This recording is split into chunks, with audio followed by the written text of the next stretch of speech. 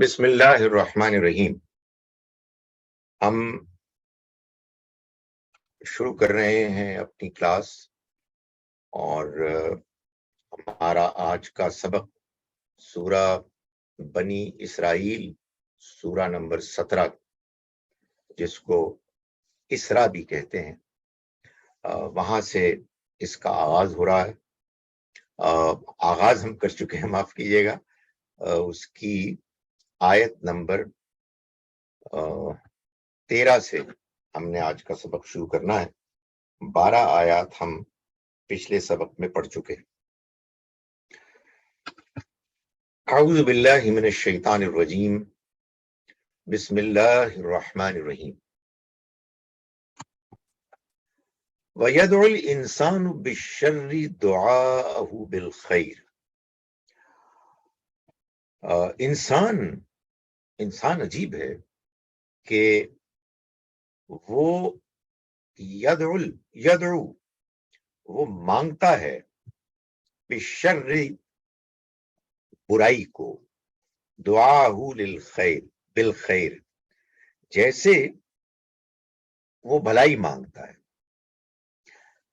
یہ بات جان لیں، یہ ہمارے ہاں بعض اوقات ایک بڑی غلط فہمی ہے، آپ کہیے ایک غلط انڈرسٹینڈنگ ہے، کہ جب کبھی بھی بھلائی اور برائی، خیر اور شر کا ذکر آتا ہے تو اس سے لوگ مراد صرف اخلاقی برائی اور اخلاقی بھلائی لیتے ہیں.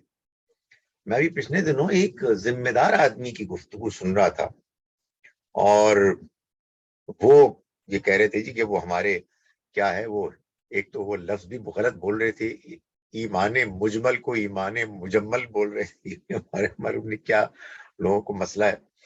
لیکن بہرحال وہ کہہ رہے تھے اس میں ہے کہ بالشر والخیر والقدری، اور قدر شر اور خیر کی، یعنی یہ بھی ہمارے ایمان کا حصہ ہے. تو یہ اصل میں جو ایمان کا حصہ ہے بالکل ہے کہ ہم قدر، شر اور خیر، یعنی اچھے اور برے حالات کی، یہ اللہ کی طرف سے ہے. القدری شرہی والخیرہی من اللہ. یہاں بھی یہ اسی مفہوم میں استعمال ہوا ہے، یعنی مطلب یہ کہ برے حالات اور اچھے حالات.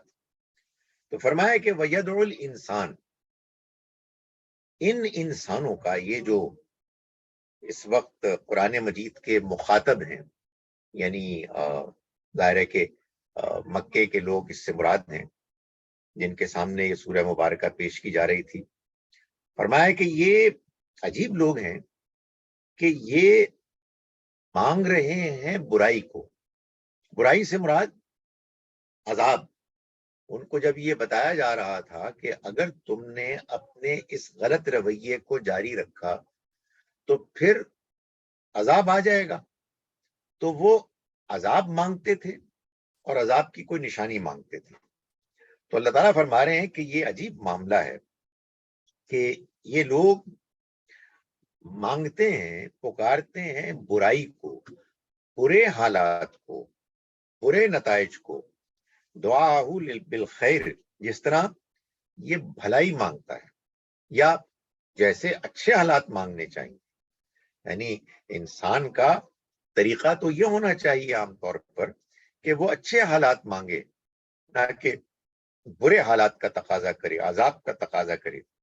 مگر یہ ایسا کر رہے ہیں. یہ ایک آپ سمجھیں کہ تبصرہ ہے ان کی حماقت پر، اور وہ حماقت یوں ہی نہیں کر رہے تھے، وہ ضد میں کر رہے تھے، وہ مذاق اڑاتے ہوئے کر رہے تھے.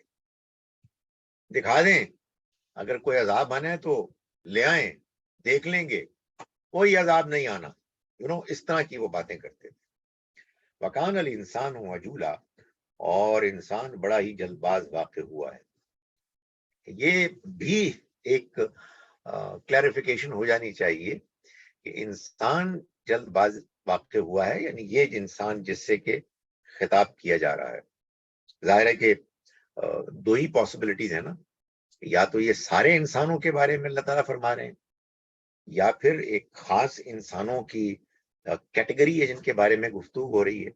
تو سارے انسان تو ہو نہیں سکتے، اس لیے کہ سارے انسانوں میں تو پیغمبر بھی ہیں، اور بہت سے وہ نیک لوگ ہیں جو پیغمبر کے ساتھی ہوتے رہے ہیں، اور ان کے علاوہ بھی بہت سے نیک لوگ ہیں کہ جو بہرحال صابر ہوتے ہیں، جلد باز نہیں ہوتے، معاملات کو صحیح طرح سے نبھاتے ہیں.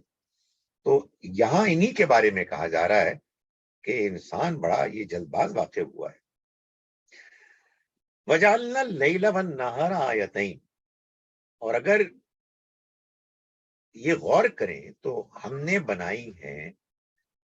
بنایا ہے رات کو اور دن کو دو نشانیاں. یعنی مطلب یہ ہے کہ یہ عذاب کی نشانی مانگ رہے ہیں، نشانیوں پر انہوں نے غور نہیں کیا.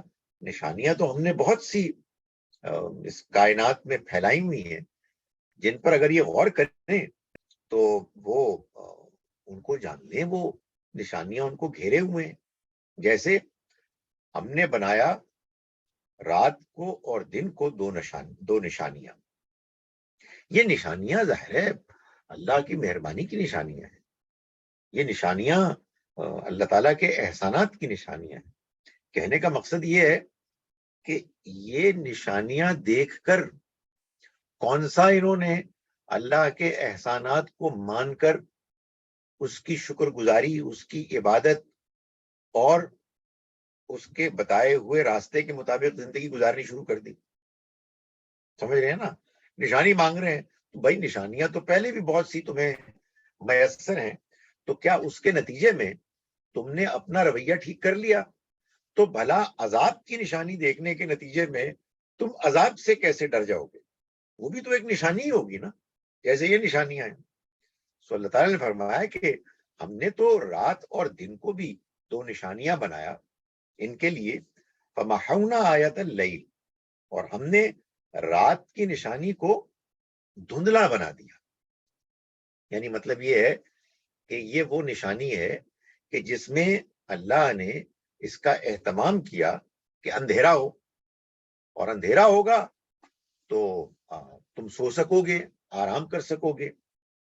اور وَجَعَلْنَا آیَةَ النَّهَارِ مُبْصِرًا، اور ہم نے دن کی نشانی کو روشن کر دیا.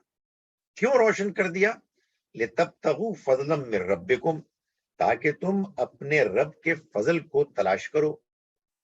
وَلِتَعْلَمُوا عَدَدَ السِّنِينَ وَالْحِسَابَ، اور تم جان سکو سالوں کا اور گنتی کا حساب. وَكُلَّ شَيْءٍ فَصَّلْنَاهُ تَفْصِيلًا، اور ہم نے ہر چیز کی پوری تفصیل بھی کر دی ہے. یعنی مطلب یہ ہے کہ نشانیوں سے کیا تم نے کبھی پہلے کوئی سبق حاصل کیا؟ نشانیاں تو تمہارے گرد و پیش میں اتنی زیادہ ہیں کہ اگر تم ان پر غور کرنے والے ہوتے اور ان سے فائدہ اٹھانے والے ہوتے تو پھر تو عذاب کا کوئی سوال ہی پیدا نہ ہوتا. پھر تو تم ہمارے پیغام کو، ہمارے پیغمبر کو مانتے. مسئلہ یہی ہے کہ تم تو غور ہی نہیں کرتے ہو، تو تم کہہ رہے ہو کہ عذاب کے آنے سے پہلے عذاب کی کوئی نشانی آ جائے، تو بھائی وہ آ جائے گی تو اس کا فائدہ کیا ہوگا؟ تم تو وہ عقل سے عاری لوگ ہو کہ جب تک عذاب نہیں آئے گا تم کسی چیز کو نہ مانو گے اور نہ تمہاری آنکھیں کھلیں گی. تو فرمایا کہ ہم نے تو ہر چیز کی پوری تفصیل کر دی ہے.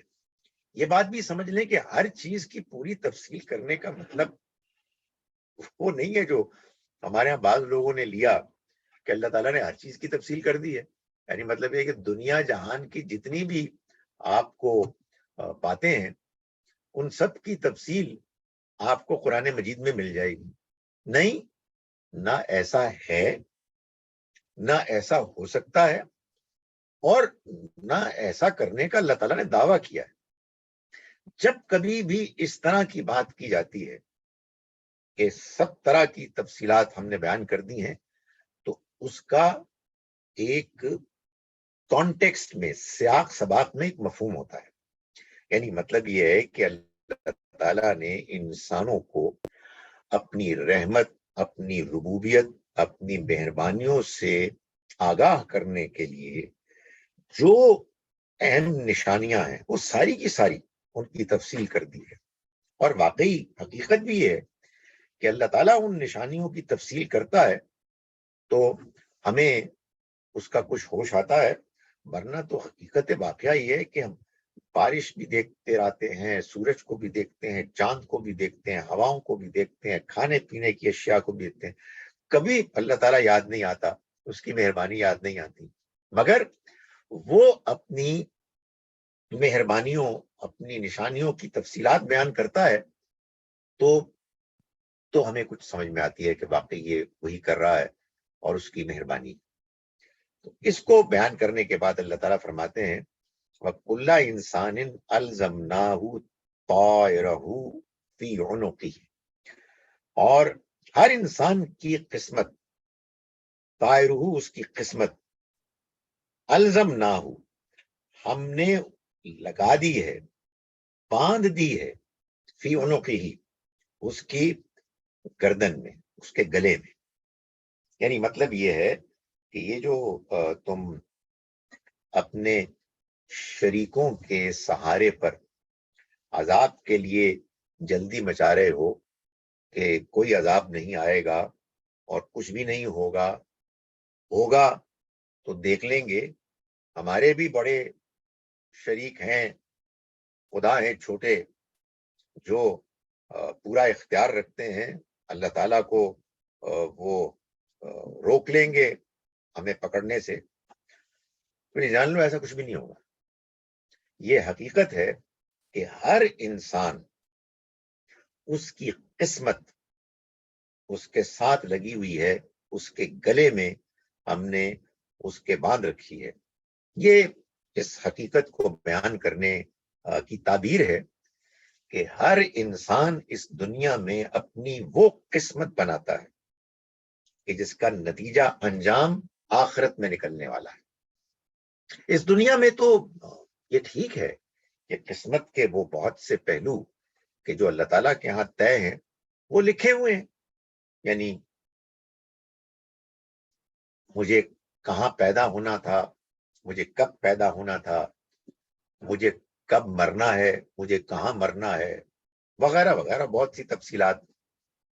یہ تو وہ ہے نا، آپ کہیے قسمت، وہ فیصلہ جو اللہ نے کیا ہوا. لیکن ایک وہ قسمت ہے جو ہم سب بناتے ہیں، اور وہ قسمت ہے آخرت والی قسمت، آخرت کا انجام. تو اللہ تعالیٰ نے فرمایا کہ وہ سارے کا سارا جو ہے وہ ہم نے ان کے گلے میں باندھ دیا ہے.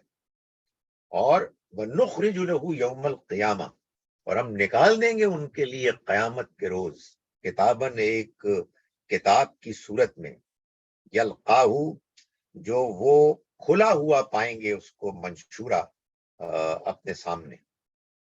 یعنی وہ جو کچھ بھی یہاں گلے میں ہے ہمارا اعمال نامہ وہ سامنے آ جائے گا. یہ بات سمجھانے کے لیے بھی ہے، لیکن یہ بات حقیقت میں لٹرلی ایسے ہی ہو بھی سکتی ہے. زیادہ امکان یہ ہے کہ یوں ہی ہوگی جب اللہ تعالیٰ نے اس کو ڈسکرائب کیا ہے کہ ہم جو اعمال بھی کرتے ہیں اچھے یا برے، ان کی بنیاد پر ہمارا نتیجہ ہمارے سامنے لکھا ہوا آ جائے گا.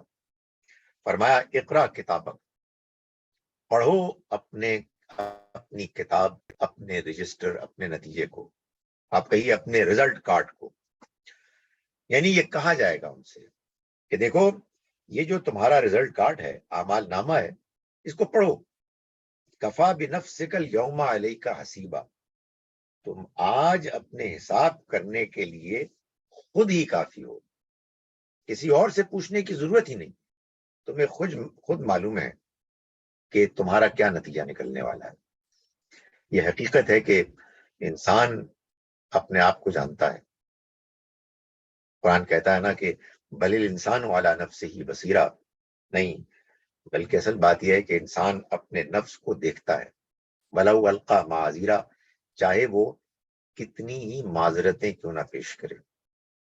آدمی دھوکہ دیتا ہے، آدمی جھوٹ بولتا ہے، بہانے بناتا ہے، لیکن وہ دوسروں کی آنکھوں میں دھول جھونکنے کے لیے حقیقت میں وہ جانتا ہے کہ اس نے کیا کیا ہے.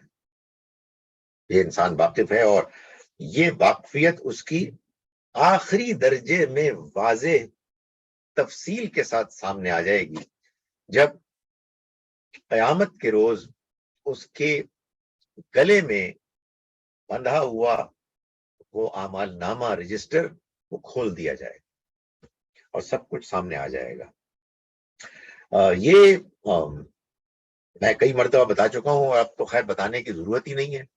اب تو آپ کو میں گوگل بتاؤں گا کہ اس میں کیا لکھنا ہے اور سب کچھ آپ کے سامنے آ جائے گا. یہ بات کہ انسان کا اعمال نامہ اس کے ساتھ لگا ہوا ہے، اس کی گواہی، اس کے شواہد، ایویڈنسز تو اللہ تعالیٰ نے اس دنیا میں بھی انسان کو پرووائڈ کر دیے ہیں. میں بڑا یہ اہتمام کے ساتھ ایک زمانے میں قصہ سنایا کرتا تھا کہ جو مجھے پائلٹ نے سنایا کہ جب اس کا جہاز کریش ہو رہا تھا تو اس کی زندگی چند سیکنڈ میں اس کی پوری ریل، خاص طور پہ جو برے کام اس نے کیے تھے اس کے سامنے اس کو نظر آنے لگے. یہ جب میں نے ایک جرنل میں لکھا تو مجھے 3 مختلف لوگوں نے کہا کہ یہ تو ہمیں بھی تجربہ ہوا ہے، یہ آپ نے کوئی خاص بات نہیں لکھی، یہ تو ہوتا ہی ہے. اور اب اگر جا کے دیکھیں آپ NDE نیئر ڈیتھ ایکسپیرینسز، چاہے آپ گوگل میں کریں چاہے آپ یوٹیوب میں کریں، تو آپ کو معلوم ہو ایک لائبریری ہے اب اس کی. پچھلے چند دہائیوں میں اتنا اس میں ایکسپیرینسز، ایویڈنسز سامنے آئے ہیں کہ اب یہ پورا علم کا ایک شعبہ بن گیا ہے. اور اس میں یہ بات بھی ہوتی ہے کہ ان تجربات میں بہت سے لوگ یہ بتاتے ہیں کہ ہمیں اپنی زندگی کی ساری تفصیلات جو ہم نے کارکردگی کی تھی وہ سامنے آ گئی ہے. تو فرمایا کہ یہ قیامت کے روز ہو جائے گا اور انسان خود اپنے اعمال نامے کے لیے کافی ہوگا کہ وہ بتائے، اسے کسی اور سے پوچھنے کی ضرورت نہیں پیش آئے گی. کہنے کا مقصد یہ ہے کہ یہ تم جن جھوٹے خداؤں کی بنیاد پر اتنا اعتماد کر رہے ہو، ان میں سے کوئی تمہارے ساتھ نہیں ہوگا. کتنے ہی چاہے تم حلوے مانڈے ان کو کھلا دو، کتنے ہی سجدے کر لو، کتنے ہی منتیں مان لو، ان میں سے کوئی چیز تمہارے کام نہیں آئے گی. فرمایا من اہتدی فانما یہتدی لنفسی، جو کوئی ہدایت کی راہ پر چلتا ہے، فانما یہتدی لنفسی، تو وہ اپنے بھلے ہی کے لیے چلتا ہے. ومن ضل، اور جو بھٹکتا ہے، فانما یضل علیہا، تو وہ اپنے اس گمراہی کا، بھٹکنے کا وبال اپنے ہی اوپر لاتا ہے. یعنی مطلب یہ ہے کہ یہ اللہ تعالیٰ کے ہاں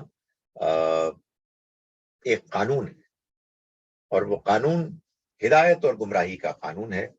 اس میں، اس دنیا میں اللہ تعالیٰ نے اس امتحان کو اسی لیے برپا کیا ہے تاکہ کس کی آخرت کے پہلو سے کیا قسمت ہے وہ سامنے آ جائے. جو ہدایت پانا چاہتا ہے وہ ہدایت پائے گا اور اپنے ہی بھلے کے لیے پائے گا، اس کا وہ اعمال نامہ اچھا ہوگا. اور جو گمراہی اختیار کرنا چاہے گا تو اس گمراہی کا وبال خود اسی پر پڑے گا اور اس کے اعمال نامے میں وہ ظاہر ہو جائے گا. فرمایا کہ وَلَا تَزِرُ وَازِرَةٌ وِزْرَ أُخْرَىٰ، اور کوئی بوجھ اٹھانے والا کسی دوسرے کا بوجھ نہیں اٹھائے گا. یعنی یہ بھول جاؤ کہ قیامت کے روز تمہارے اس دنیا میں برے رویے، بدعمالیوں کے باوجود قیامت کے روز تمہارا کوئی بوجھ اٹھانے آ جائے گا یا تمہارے لیے کوئی تمہاری مدد کو آئے گا. نہیں، ایسا بالکل نہیں، یہ نہیں ہو سکتا. فرمایا کہ من ضل فانما یضل علیہا ولا تزر وازرۃ وزر اخرى، کوئی بوجھ اٹھانے والا کسی دوسرے کا بوجھ نہیں اٹھا سکے گا. وما كنا معذبین، اور ہم عذاب دینے والے نہیں بنتے حتی نبعث رسولا، جب تک کہ ہم کسی رسول کو نہ بھیج دیں. یعنی مطلب یہ ہے کہ رسول آ گئے تمہارے پاس، اور جب رسول آ گئے تو اب ان کے آنے کے بعد اب ہوگا یہ کہ تم اب اس عذاب سے دوچار ہو جاؤ گے. یعنی یہ مت سوچو کہ یہ کوئی ایسی چیز ہے کہ جو تمہارے لیے دور ہے. یہ ظاہر ہے مکے والوں کو خاص طور پر کہا جا رہا ہے کہ ان کے لیے یہ عذاب اب وہ کہتے ہیں نا راؤنڈ دا کارنر ہے. اللہ تعالیٰ نے جو کچھ بھی شرائط بیان کی ہیں عذاب کے آنے کی، وہ پوری ہو گئی ہیں. اور یہ شرائط پوری ہوتی ہیں جب اللہ کا کوئی رسول آتا ہے. تو وہ رسول آئے گا تو عذاب آئے گا، اور تمہارے پاس رسول آ گئے ہیں اس لیے اب عذاب بھی آیا چاہتا ہے. اس آیہ مبارکہ سے یہ بات بالکل واضح ہو جاتی ہے کہ جس کو ہم عذاب کہتے ہیں یہ تو صرف اسی صورت میں آتا ہے کہ جب کوئی اللہ کے رسول کسی قوم کے پاس جا کر ان کو اللہ کا پیغام ایسے پیش کرتے ہیں، ایسے واضح کرتے ہیں کہ قوم بالکل یعنی حق کو آنکھوں سے دیکھ لیتی ہے، جس کو کہتے ہیں نا اتمام حجت، ان پر حجت تمام ہو جاتی ہے. اس کے بعد پھر اللہ تعالیٰ اپنے قانون کے مطابق ایک مہلت ان کو دیتے ہیں اور اس کے بعد عذاب آ جاتا ہے. تو فرمایا کہ یہ ہم نے طے کیا ہوا ہے، اور اب چونکہ رسول آ گئے ہیں اس کے بعد یہ عذاب بھی آ جائے گا. یہ جو ہمارے ہاں سیلاب، زلزلہ وغیرہ آتا ہے یہ عذاب نہیں ہوتا. وہ ہمارے اصل میں لوگوں کو، خاص طور پر مذہبی لوگوں کو کچھ عذاب بیان کرنے کا شوق ہے، اور کچھ یہ بھی مسئلہ ہے کہ ہمارے ہاں یہ بات بہت ہی شد و مت کے ساتھ بیان کی جاتی ہے کہ قرآن مجید میں جو کچھ بھی بیان کیا گیا ہے وہ قیامت تک کے لیے اس کا اطلاق ہونا ضروری ہے، عملاً اطلاق ہونا ضروری ہے. یہ بڑا خطرناک نظریہ ہے، اس لیے کہ قرآن مجید کو ہم نے سمجھنا ہے جیسے قرآن نے بیان کیا ہے. ہم پہلے سے اپنی سوچ کے مطابق کچھ نظریات قائم کریں اور قرآن مجید کو اس کا پابند کریں تو آپ یقین جانیں کہ قرآن سمجھ میں نہیں آئے. اس لیے کہ پھر آپ قرآن سے ہدایت نہیں پا رہے بلکہ قرآن کو ہدایات دے رہے ہیں کہ قرآن کو اپنی بات ایسے کرنی چاہیے. قرآن مجید نے ہم کو یہ بتایا ہے کہ قرآن مجید کے پیغام کا ایک حصہ براہ راست صرف ان لوگوں کے لیے ہوتا ہے کہ جن پر اللہ کے رسول آ کے اپنا پیغام پیش کرتے ہیں. جیسا کہ ابھی ہم نے پچھلی آیت میں دیکھا کہ اللہ تعالیٰ فرماتے ہیں کہ ہم عذاب نہیں دیتے جب تک کہ ہم رسول کو نہ بھیجیں. تو اللہ تعالیٰ نے اس بات کو جب بیان کر دیا تو اب اس کی کوئی گنجائش نہیں ہے کہ رسولوں کے آئے بغیر آپ کسی زلزلے، کسی سیلاب کو اللہ کا عذاب قرار دیں. ہاں یہ ضرور ہے کہ ہم یہ کہیں گے کہ اللہ تعالیٰ نے ہماری آنکھیں کھولنے کے لیے، ہمیں جھنجھوڑنے کے لیے بعض ایسے حالات پیدا کیے ہیں، اور اس میں یہ بھی کوئی ضروری نہیں ہے کہ جو مشکل میں آ رہے ہیں وہی ہیں کہ جو اس ساری صورتحال کے اصل ذمہ دار ہیں. نہیں، اللہ تعالیٰ آنکھیں کھولنے کے لیے بندوبست کرتا ہے، اور اس میں جو بھی حالات پیدا ہوتے ہیں پیش نظر یہ بات ہوتی ہے کہ لوگ بات سمجھیں، آنکھیں کھولیں اور دیکھیں کہ کہیں غلط کام تو نہیں ہم کر رہے، کہیں ایسا تو نہیں ہے کہ ہم شرک کر رہے ہیں، کہیں ایسا تو نہیں ہے کہ شرک کرنے والوں کو ہم نے سر پر بٹھا رکھا ہے، کہیں ایسا تو نہیں ہے کہ ہمارے ہاں بےہودگی عام ہو گئی ہے، کہیں ایسا تو نہیں ہے کہ ہم ایک دوسرے کا مذاق اڑاتے ہیں، ایک دوسرے کے برے نام رکھتے ہیں. ہمیں دیکھنا چاہیے کہ ہم جو غلطیاں کر رہے ہیں کہیں اس کے نتیجے میں اللہ تعالیٰ آنکھیں کھولنے کے لیے ایسے حالات تو پیدا نہیں کر رہا. لیکن یہ ہرگز عذاب نہیں ہے. عذاب تو وہی ہوتا ہے کہ جو اللہ کے رسول کے آ جانے کے بعد اللہ تعالیٰ اتمام حجت کے بعد قوم کو پھر بالکل نیست و نابود کر دیتا ہے. فرمایا کہ وَإِذَا أَرَدْنَا أَن نُهْلِكَ قَرْيَةً، اور جب ہم ارادہ کرتے ہیں کہ ہم ہلاک کریں کسی بستی کو، یہ جو اللہ تعالیٰ اس طرح سے بات بیان کرتے ہیں کہ ہم کسی بستی کو ہلاک کریں، ظاہر ہے اللہ تعالیٰ ہیں تو وہ اپنے فیصلے کرتے ہیں اپنے اصولوں کے مطابق. تو اللہ تعالیٰ کا اصول کیا ہے؟ اللہ تعالیٰ کا اصول یہ ہے کہ اگر کسی بستی کے پاس وہ اپنا پیغمبر بھیجے اور وہ بستی پیغمبر کے پیغام کو نظر انداز کرے اور اپنے غلط کاریوں میں مبتلا رہے تو پھر اس کے بعد وہ ہلاک ہو جاتے ہیں. تو اس کو اللہ تعالیٰ یوں بیان کر رہے ہیں کہ جب ہم ارادہ کرتے ہیں کہ ہم ہلاک کریں کسی بستی کو، امرنا مترفیہا، تو ہم اس کے مترفیہا کھاتے پیتے خوشحال لوگوں کو حکم دیتے ہیں، اور ففسقوا فیہا، تو وہ اس میں یعنی بستی میں نافرمانیاں کرتے ہیں. فحق علیہ القول، تو اس پر یعنی بستی پر اللہ کی بات پوری ہو جاتی ہے.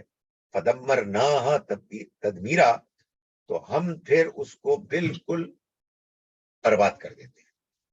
سو یہ اللہ تعالیٰ نے واضح فرمایا کہ عذاب آنے کا طریقہ یہ ہوتا ہے کہ اللہ تعالیٰ اپنے رسول بھیجتے ہیں، یہ پچھلی آیت میں واضح ہو گیا، اور پھر اس کے بعد اس کے جو کھاتے پیتے لوگ ہوتے ہیں ان کو ہم حکم دیتے ہیں تو وہ نافرمانیاں کرتے ہیں. ہم حکم دیتے ہیں اس کا مطلب یہ نہیں ہے لازماً کہ اللہ تعالیٰ ان کو مجبور کرتے ہیں. یہ بعض اوقات ہم بھی استعمال کرتے ہیں اپنی زبان میں کہ تنگ آ کر کسی کی باتوں سے ہم یہ کہیں کہ کرنا ہے پھر کر لو، کرو جو کرنا ہے، یعنی جو مرضی آتی ہے تم کرو. تو اللہ تعالیٰ یہی کرتے ہیں کہ جب کسی بستی میں اللہ کے کوئی رسول آتے ہیں اور وہ اللہ کا پیغام پیش کرتے ہیں تو پھر اس کے جو کھاتے پیتے لوگ ہیں ان کو اللہ تعالیٰ ڈھیل دے دیتے ہیں.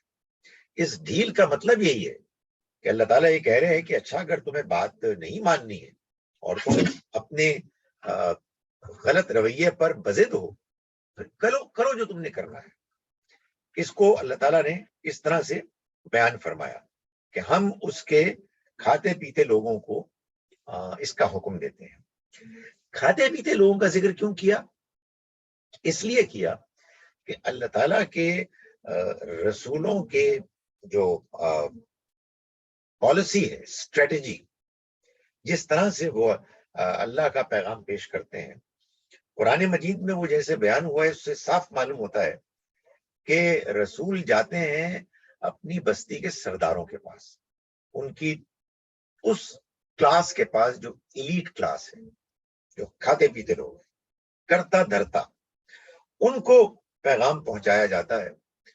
تو وہ عام طور پر یہی ہوا کہ وہ پیغام کو سننے کے بعد انکار کرتے، اپنی بدمستیوں میں مبتلا رہتے، اور اس کے بعد پھر ایک مدت گزر جانے کے بعد ان پر اللہ کا عذاب نازل ہو جاتا.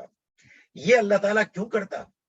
یعنی ایسا کیوں ہوتا کہ وہ جو حکمران ہیں، جو کھاتے پیتے لوگ ہیں، مترفیہ، ان کو پیغام پہنچایا جاتا؟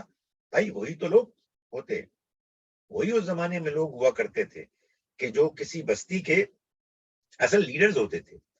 تو پیغام پہنچانے کا سب سے بہترین طریقہ یہی تھا کہ پہلے لیڈروں کو، جو سب سے نمایاں لوگ ہیں، جو معاشرے کے یعنی فیصلہ کرنے والے ہیں، معاشرے میں انہی کو سنا جاتا ہے، باقی لوگ انہی کو فالو کرتے ہیں، ان کے ساتھ بات کی جائے. ظاہر ہے کہ اگر آپ پیغام ان لوگوں کے پاس لے جائیں گے جو بیچارے کمزور ہیں، غریب ہیں، نادار ہیں، غلام ہیں، تو اس سے پوری بستی کو پیغام تو نہیں پہنچے گا، بلکہ ان کو اور زیادہ مشکلات پیش آئیں گی. اور اس کا مطلب یہ بھی ہوگا کہ معلوم ہوتا ہے کہ اس پیغام میں جان نہیں ہے، معلوم ہوتا ہے کہ یہ پیغام جو اصل معاشرے کو چلانے والے مضبوط کھاتے پیتے لوگ ہیں ان سے کترا رہا ہے.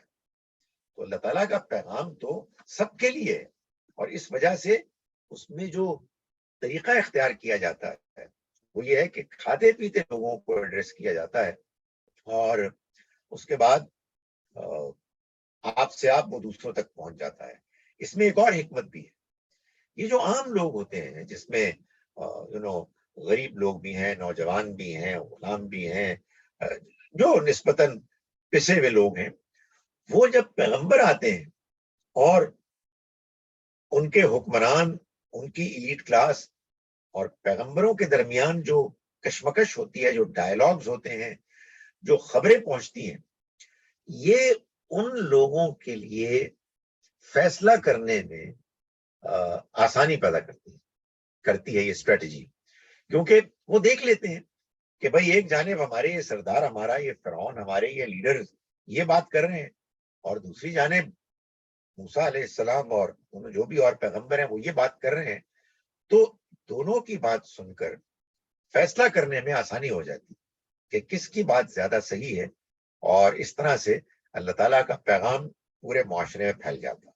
تو فرمایا کہ جب ہم ارادہ کرتے ہیں کہ ہم ہلاک کریں کسی بستی کو، تو ہم اس کے کھاتے پیتے لوگوں کو حکم دیتے ہیں، یعنی ڈھیل دے دیتے ہیں، تو فَفَسَقُوا فِيهَا، تو وہ نافرمانی کرتے ہیں اس میں، فَحَقَّ عَلَيْهَا الْقَوْلُ، تو ان پر بات صادق آ جاتی ہے، یعنی ان کے اوپر حجت تمام ہو جاتی ہے، اللہ کا فیصلہ ان کے بارے میں طے ہو جاتا ہے۔ فَدَمَّرْنَاهَا تَدْمِيرًا، تو ہم اس کو بالکل برباد کر دیتے ہیں اس بستی کو۔ وَكَمْ أَهْلَكْنَا مِنَ الْقُرُونِ مِنْ بَعْدِ نُوحٍ، اور کتنی ہی بستیاں، قومیں ہم نے ہلاک کی نوح کے بعد۔ یعنی یہ جو ہم قانون طریقہ بیان کر رہے ہیں، اس کا اگر تم نے عملی مشاہدہ کرنا ہو، اس کی مثالیں دیکھنی ہو، تو مثالیں تو بے شمار ہیں۔ نوح علیہ السلام کے بعد اللہ تعالیٰ نے کتنی بستیاں ہیں جن کو کہ برباد کر دیا۔ قرآن مجید میں ان میں سے چند کا ذکر کیا، لیکن ساتھ ہی ساتھ یہ بھی بتا دیا کہ بہت سے ایسی اور بستیاں بھی تھیں جن کا ذکر ہم نے نہیں کیا۔ وَرُسُلًا قَصَصْنَاهُمْ عَلَيْكَ، اور ایسے بھی رسول ہیں قد قصصناہم علیک، کہ جن کا ہم نے قصہ سنایا، جن کے آپ کو ہے پیغمبر۔ وَرُسُلًا لَمْ نَقْصُصْهُمْ علیک، اور ایسے بھی رسول ہیں کہ جن کے قصے ہم نے آپ کو نہیں سنائے۔ فرمایا وَكَمْ أَهْلَكْنَا مِنَ الْقُرُونِ مِنْ بَعْدِ نُوحٍ وَكَفَىٰ بِرَبِّكَ بِذُنُوبِ عِبَادِهِ خَبِيرًا بَصِيرًا، اور اپنے بندوں کے گناہوں کو جاننے اور ان کو دیکھنے کے لیے تمہارا رب کافی ہے۔ یعنی مطلب یہ ہے کہ اسے کسی دوسرے سے رجوع کرنے کی ضرورت پیش نہیں آتی کہ وہ جانے کہ لوگ کیا کر رہے ہیں، کیا کہہ رہے ہیں، ان کی کیا نیتیں ہیں، کیا ارادے ہیں، وہ سب جانتا ہے، اور اپنے اس علم کی بنیاد پر پھر وہ فیصلہ کرتا ہے، اور وہ فیصلہ بالکل اٹل ہوتا ہے، اس میں کسی کے ساتھ کوئی زیادتی نہیں ہوتی، اور وہ نافذ ہو کے رہتا ہے۔ فرمایا کہ من کان یرید العاجلہ، اب یہ بتایا جا رہا ہے کہ یہ جو کچھ ہوتا ہے اس میں اصل میں کیا چیز ہے کہ جو خدا تعالیٰ کے قانون کے طور پر، اصول کے طور پر کار فرما ہوتی ہے۔ فرمایا من کان یرید العاجلہ، جو العاجلہ کو چاہنے والا ہے۔ العاجلہ یعنی یہ اجلت سے ہے یہ لفظ، اور اس کا مطلب ہے جلد مل جانے والی۔ تو یہ جلد مل جانے والی چیز کیا ہے؟ دنیا۔ سو دنیا کے ناموں میں سے ایک نام العاجلہ بھی ہے۔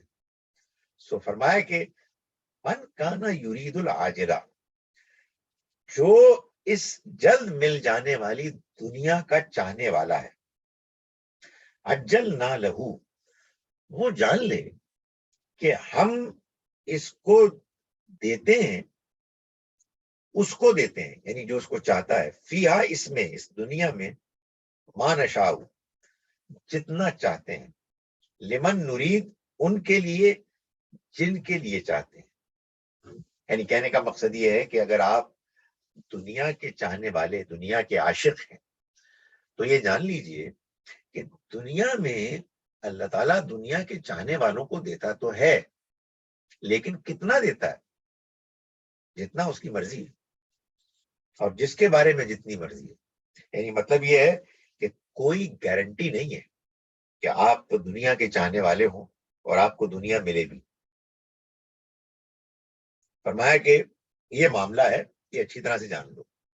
مگر ثم جعلنا لہو جہنم، پھر ہم ایسے لوگوں کے لیے ہم نے جہنم رکھ لی ہے، جہنم کو طے کیا ہوا ہے، یصلاھا مذموما مدحورا، اور وہ اس میں خوار اور ذلیل ہو کر، رسوا ہو کر داخل ہو جائے گا۔ کون؟ جس نے اس جلد مل جانے والی دنیا کا ارادہ کیا۔ یہ جلد مل جانے والی دنیا کے علاوہ کیا ہے؟ وہ آخرت ہے، جو بعد میں ملنے والی ہے۔ یعنی دنیا کو سب سے بڑا ایڈوانٹیج اگر کوئی حاصل ہے تو وہ یہی ہے کہ یہ العاجلہ ہے، یہ فوراً مل جانے والی ہے، یہ نقد ہے، یہ کیش ہے، اور الآخرہ وہ ادھار ہے۔ تو اللہ تعالیٰ فرما رہے ہیں کہ جو اس دنیا کا چاہنے والا ہے وہ یہ جان لے کہ اس دنیا میں تو ہم دیتے ہیں جس کو چاہتے ہیں، جتنا چاہتے ہیں، لیکن یہ جان لو کہ جو دنیا کا چاہنے والا ہے ہم پھر اس کے لیے ہم نے جہنم تیار کر رکھی ہے، وہ اس میں پڑیں گے ذلیل رسوا ہو کر۔ کیوں؟ اس لیے کہ دنیا کا چاہنے والا جو صرف دنیا ہی کا فائدہ اپنے سامنے رکھتا ہے، یہ وہ شخص ہے کہ جس نے یہ طے کر لیا ہے کہ اس دنیا کا نہ کوئی بنانے والا ہے، اگر کوئی ہے تو اس کو کوئی طاقت حاصل نہیں ہے، اسے خیر اور شر، نیکی اور بدی سے کوئی دلچسپی نہیں ہے، اس کو انصاف سے کوئی دلچسپی نہیں ہے، اور جو یہ سوچتا ہے، ظاہر ہے کہ جب وہ دنیا گزارے گا، دنیا میں اپنا وقت کاٹے گا، تو وہ دنیا پرستی میں لگا رہے گا، اس کے کوئی اصول نہیں ہوں گے، وہ اپنی دنیا کو پانے کے لیے ہر طرح کا کام کرے گا، ناجائز کام کرے گا، حرام کام کرے گا، لوگوں کو دھوکہ دے گا اور اس کے پیچھے پڑا رہے گا۔ تو اس لیے اللہ تعالیٰ یہ فرما رہے ہیں کہ دیکھ لو، دنیا کا جو چاہنے والا ہے یہ ٹھیک ہے، دنیا میں ہم لوگوں کو دیتے ہیں، لیکن یہ ہماری مرضی ہے کہ ہم کس کو کتنا دیں، مگر یہ طے شدہ بات ہے کہ ایسے لوگوں کو آگے چل کے جہنم میں ڈال دیا جائے گا، اور وہاں وہ ذلیل اور رسوا ہوں گے، اس لیے کہ اس دنیا میں دنیا کے پیچھے پڑے رہے اور اپنی عزت، اپنی انا، اپنی کامیابی، اس کے تگ و دو میں لگے رہے، اور اپنی تعریف، اپنی بڑے ہونے کو ثابت کرتے رہے، اس کی تسکین میں لگے رہے۔ اس کے برعکس جو دوسرا امکان ہے اس کے بارے میں بیان فرمایا کہ ومن اراد الاخرہ، اور جس نے ارادہ کیا آخرت کا، وسعی لہا سعیہا، اور اس کے لیے کوشش کی ایسی جیسے کہ اس کے لیے کوشش کرنے کا حق ہے، یعنی صرف آخرت کا ارادہ ہی نہیں کیا بلکہ جیسے آخرت کی کوشش کرنی چاہیے ویسی کوشش کی، وہ ہوا مومن، اور وہ مومن بھی ہوا، فاولئک کان سعیہم مشکورا، تو یہ لوگ ہیں کہ جن کی کوشش مقبول ہوگی، یعنی ان کو اپنی کوشش کا پھل انعام لازماً ملے گا۔ یہ پچھلے گروہ کو جو اللہ تعالیٰ نے خطاب کیا اس کے مقابلے میں اس کو دیکھا جائے وہاں یہ فرمایا کہ جو دنیا چاہنے والا ہے اس کو معلوم ہونا چاہیے کہ دنیا ملے گی تو صحیح، کتنی ملے گی، کس کو زیادہ ملے گی، کس کو کم ملے گی، کوئی گارنٹی نہیں ہے۔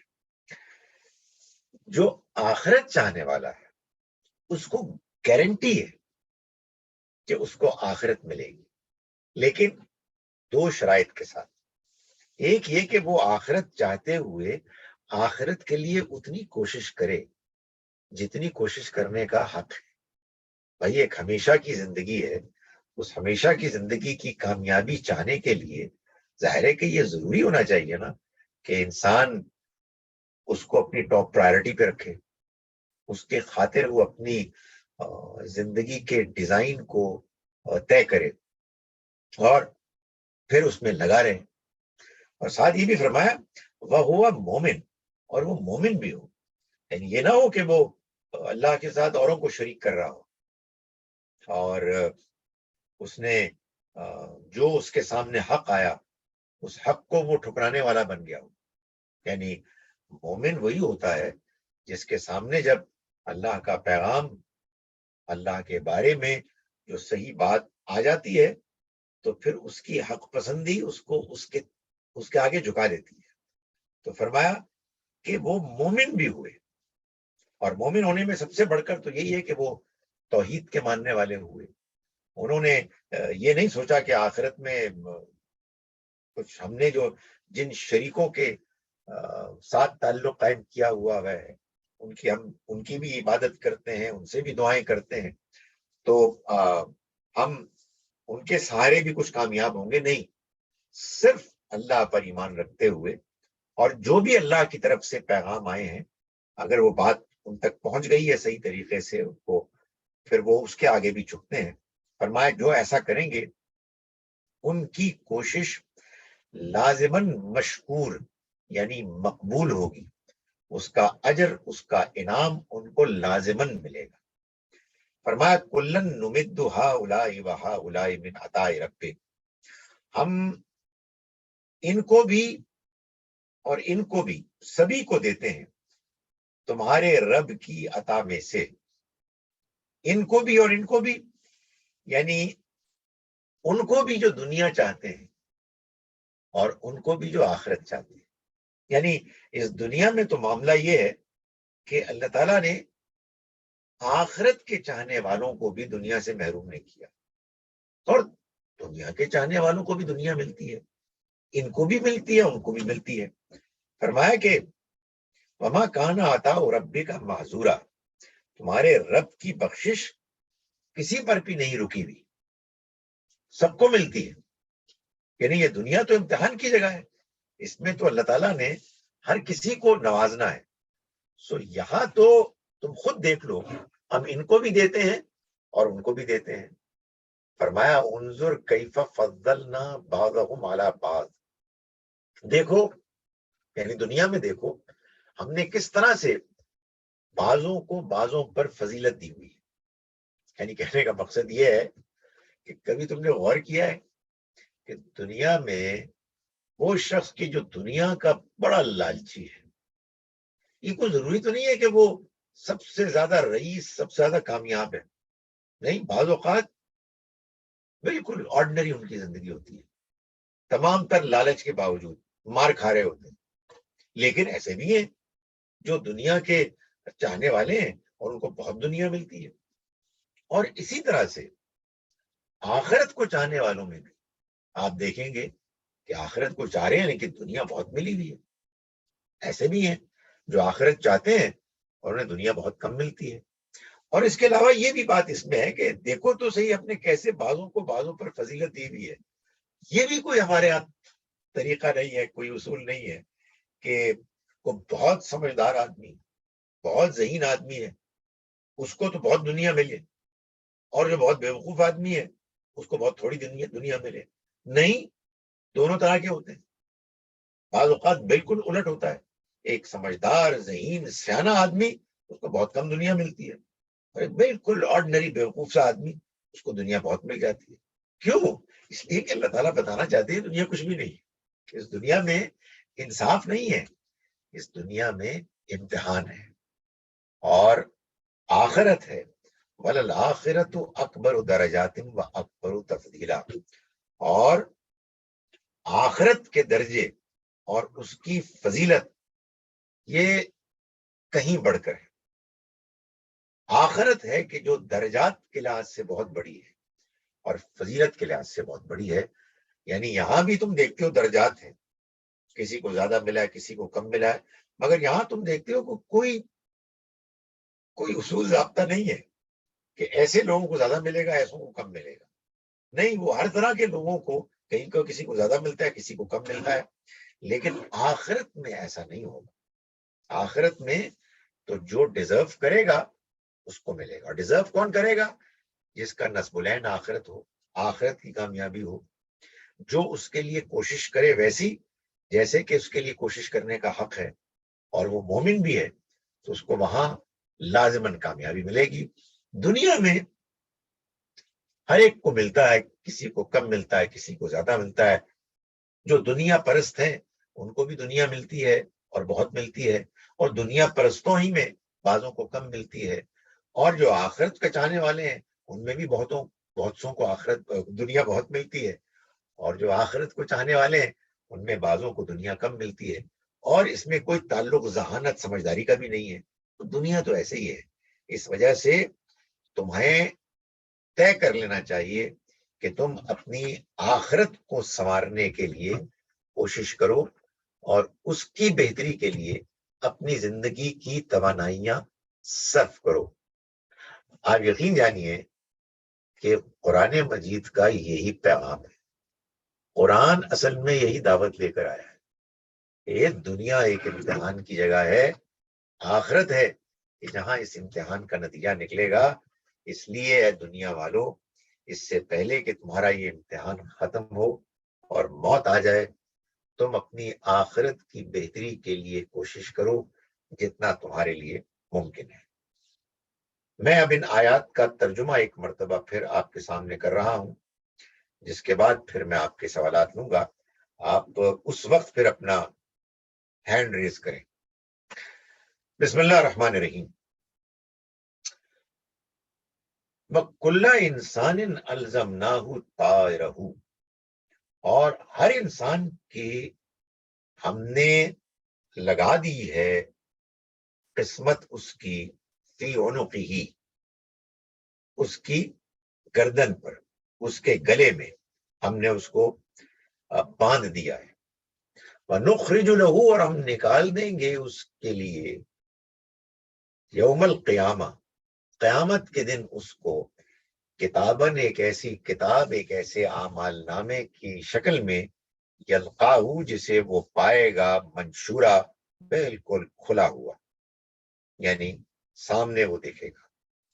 کہا جائے گا اس سے، اقرا کتابک، پڑھو تم اپنی اس کتاب، اپنے اس اعمال نامے کو، کفا بنفسک، کافی ہے وہ تم اپنے لیے، الیوم، آج کے دن، تمہارا نفس، علیکا حسیبہ، تمہارے ہی معاملے میں تمہارے خلاف حساب شمار کرنے والا، حساب لینے والا۔ من اہتدیٰ، جس کسی نے ہدایت کی کوشش کی، فإنما یہتدی لنفسی، تو اس نے ہدایت کا راستہ اختیار کیا اپنے ہی بھلے کے لیے۔ ومن ضل، اور جو پھٹکا، فإنما یضل علیہا، تو وہ پھٹکا اپنے ہی برے کے لیے، اس کے بھٹکنے کا وبال خود اسی پر پڑے گا۔ ولا تزر وازرۃ وزر اخری، اور کوئی بوجھ اٹھانے والا کسی دوسرے کا بوجھ نہیں اٹھائے گا۔ وما کننا معذبین، اور ہم عذاب دینے والے نہیں بنتے، حتی نبعث رسولا، جب تک کہ ہم کسی رسول کو نہ بھیجتے۔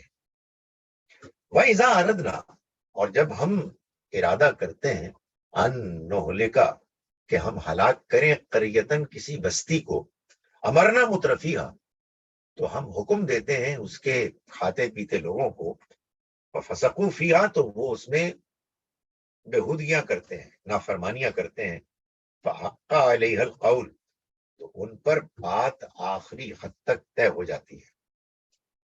اللہ کا فیصلہ ان کے بارے میں پورا ہو جاتا ہے. فدمرناها تدمیرا، تو ہم ان کو، ان قوموں کو، ان بستیوں کو بالکل برباد کر دیتے ہیں. وَكَمْ أَهْلَكْنَا مِنَ الْقُرُونِ، اور کتنی بستیاں ہیں جن کو ہم نے برباد کیا. من بعد نوح کے بعد. وَكَفَى بِرَبِّكَ، اور کافی ہے تمہارا رب، بِذُنُوبِ عِبَادِهِ، اپنے بندوں کے گناہوں کے بارے میں، خبیرم بصیرا، باخبر دیکھنے والا. من کانا یرید العاجلہ، جو کوئی اس جلدی مل جانے والی دنیا کا طالب چاہنے والا ہے، عجلنا لہو فیہا، وہ جان لے کہ ہم یہ دیں گے اس کو اس میں سے، یعنی یہ دنیا دیں گے ہم اس کو اس میں سے، ما نشاء، جتنی ہم چاہیں گے، لمن نرید، جن کے لیے چاہیں گے. ثم جعلنا، پھر ہم نے ٹھہرا دیا ہے، مقرر کر دیا ہے، لہو، اس کے لیے، یعنی ایسوں کے لیے، جہنم کو، یصلاھا، وہ پڑے گا اس میں، مذموما مدحورا، مذمت کیا گیا، ذلیل و رسوا کیا گیا. ومن اراد الآخرہ، اور جس نے آخرت کا ارادہ کیا، فسعی لہا سعیہا، اور اس نے اس کی کوشش کی ایسی جیسے کہ اس کی کوشش کرنے کا حق ہے. وہوا مومن، اور وہ مومن بھی ہوا. فاولئک، تو یہ لوگ ہیں، کانا سعیہم مشکورا، جن کی صحیح کوشش مشکور، مقبول ہوگی. کلن نمد، سبھی ہم دیتے ہیں، ہاؤلائی و ہاؤلائی، ان کو بھی اور ان کو بھی، من عطاء ربک، تمہارے رب کی عطا میں سے، تمہارے رب کی بخشش میں سے. وما کان عطاء ربک محظورا، اور تم اپنے رب کی بخشش سے کسی کو بھی محروم نہیں پاؤ گے. تمہارے رب کی بخشش کسی پر بھی بند نہیں ہوگی. انظر، دیکھ لو، خود دیکھ لو، کیف فضلنا، کیسے ہم نے فضیلت دی، بعضهم علی بعض، ان میں سے بعضوں کو بعضوں پر، وللآخرہ، اور آخرت اکبر درجات، درجات کے لحاظ سے زیادہ بڑی ہے، وہ اکبر تفضیلا، اور فضیلت کے لحاظ سے بھی کہیں بڑھ کر ہے. ولہذا واستغفر اللہ. اب آپ سوال کر سکتے ہیں. نائف، آپ ٹیک اوور کر لیں. شکریہ سر. سر پہلا سوال ہے ہمارا رانا امرین خضر صاحبہ کا. پلیز آپ اپنا مائک انمیوٹ کر کے اپنا سوال کر لیں.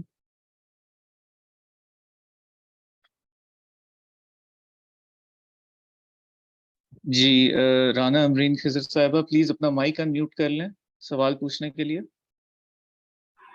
جی السلام علیکم ڈاکٹر صاحب. وعلیکم السلام. بھائی میرا کوشچن میں پچھلی کلاس سے ریلیٹڈ کر سکتی ہوں کوشچن؟ جی جی فرمائیے. ڈاکٹر صاحب میں نے آپ سے پوچھنا تھا کہ اس دن میرا ایک سوال آپ سے میں نے کیا تھا اور ایک کوشچن میرا رہ گیا تھا معراج، واقعہ معراج کے بارے میں.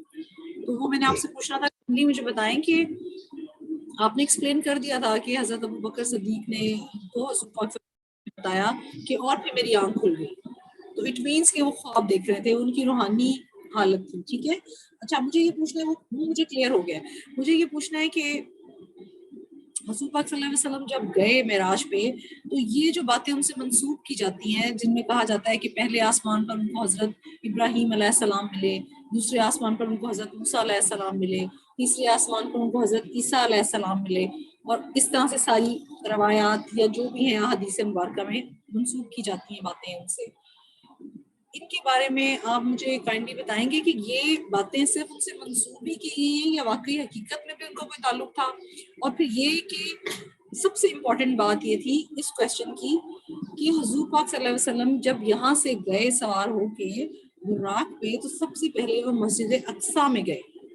وہاں پر انہوں نے با جماعت نماز پڑھائی تمام اصحاب کو، تمام پیغمبروں کو، تمام رسولوں کو جو ان سے پہلے اب تک دنیا میں تشریف لے کے آئے تھے. ٹھیک ہے جی. یہ بھی ہمیں پتہ چلتا ہے اس واقعے سے. اور سیکنڈ میرا جو ہے وہ میں نے آپ کو پہلے بتایا کہ پہلے آسمان پہ حضرت ابراہیم سے ملاقات. یہ 2 چیزیں ہو گئی. اسی سوال کا تیسرا حصہ ہے کہ اگر یہ ساری باتیں صحیح ہیں تو تیسری جگہ پہ ہمیں انہیں احادیث مبارکہ سے پتہ چلتا ہے کہ حضور پاک صلی اللہ علیہ وسلم جو ہیں ان کو اللہ تعالیٰ نے جنت اور دوزخ دونوں کا مشاہدہ کرایا. ٹھیک ہے. اور دونوں کا مشاہدہ کرنے کے بعد ان کو یہ بھی بتایا گیا کہ مرنے کے بعد قبر کا عذاب کیا ہے, یا مرنے کے بعد قبر میں کیسا عذاب دیا جائے گا. اور اس کے ساتھ ساتھ یہ بھی بتایا گیا کہ قبر کے عذاب کے ساتھ یہ بھی بتایا گیا کہ نیک جو روحیں ہیں وہ عالم برزخ میں جائیں گی, اور جو گنہگار لوگ ہیں ان کی روحیں وہ بھی عالم برزخ میں ہوں گی لیکن ڈفرینٹ پلیسز پہ ہوں گی. یہ مطلب یہ ابھی تک باتیں یہ میری سمجھ میں آئی ہیں. میں اس میں آپ کی وضاحت چاہتی ہوں قرآن و سنت کی روشنی میں, اور اسی کو میں کنٹینیو کرتی ہوں, کمپلیٹ کرتی ہوں, کیونکہ معراج کا واقعے سے ریلیٹڈ ہے یہ سارا سوال ایک ہی ہے. تو وہ بھی کائنڈلی بتا دیں. اور اگر قبر کا عذاب ہے تو پھر وہ کیا ہے, اس کی کیا حقیقت ہے, کائنڈلی اس پہ بھی روشنی ڈالیے گا.